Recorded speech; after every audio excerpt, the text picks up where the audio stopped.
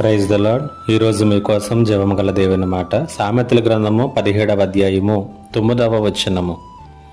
ప్రేమను రుద్దు చేయగోరువాడు తప్పిదములు దాచిపెట్టును, జరిగిన సంగతి మాటి మాటికి ఎత్తువాడు మిత్రభేదము చేయును. నేడు ప్రతి చోట మనము సంతోషము సమాధానము లేని పరిస్థితులను ఎంతో సులభంగా కనుగొనగలుగుతూ ఉన్నాం. కుటుంబాలలో, సంబంధాలలో, సంఘాలలో, మనం పనిచేసేటటువంటి స్థలాలలో, ఇలా ప్రతి చోట కూడా ఆనందము సమాధానము మనము చూడలేకపోతూ ఉన్నాం.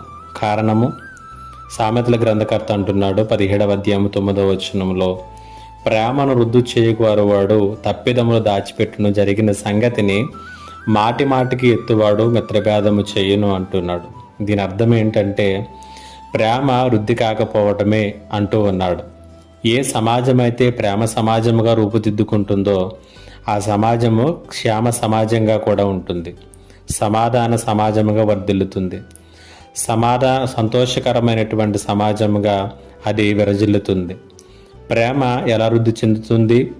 2 విషయాలు ఇక్కడ చెబుతూ ఉన్నాడు. ఒకటి, తప్పిదములు క్షమించుట ద్వారా. 9వ వచనంలో తప్పిదములు దాచిపెట్టుమంటున్నాడు. వాస్తవానికి తప్పిదములు క్షమించుట ద్వారా.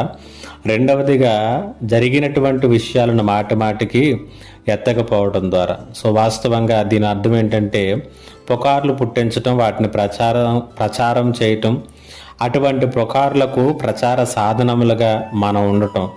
ఇది ఎప్పుడైతే జరగకుండా ఉంటుందో అక్కడ ప్రేమ వృద్ధి అవుతుంది. ఎక్కడైతే ప్రేమ వృద్ధి అవుతుందో అక్కడ సంతోషము సమాధానము ఉంటుందని దేవుని యొక్క వాక్యం సెలవిస్తూ ఉంది. దేవుని పిల్లలమైనటువంటి మనలను ఆయన ఆశీర్వాదమునకు కారకులుగా ఉండటానికి పిలిచాడు. కాబట్టి క్షమించుట, లేని వార్తలను ప్రచారం చేయటం మానుకొనుట ద్వారా సమాజంలో అన్ని చోట్ల మనము సమాధానాన్ని, సంతోషాన్ని పెత్తగలము, చూడగలము. ఆ రీతిగా దేవుని బిడ్డలముగా మనము ప్రేమను వృద్ధి చేస్తూ ముందుకు కొనసాగుదాం. పరిశుద్ధాత్మ దేవుడు తన కృపను మనకు అనుగ్రహించునుగాక. ఆమేన్. ప్రార్థన. మా దేవా, నీకు వందనాలు. ఈ మాటల చేత ప్రతి ఒక్కరిని బలపరచుమని, ఆశీర్వాదమునకు కారకులుగా పిలిచావు. మేము అలాగే ఉండటానికి నీ సహాయం అనుగ్రహించమని యేసు నామములో అడిగి వేడుకొనిచున్నాను తండ్రి. ఆమేన్.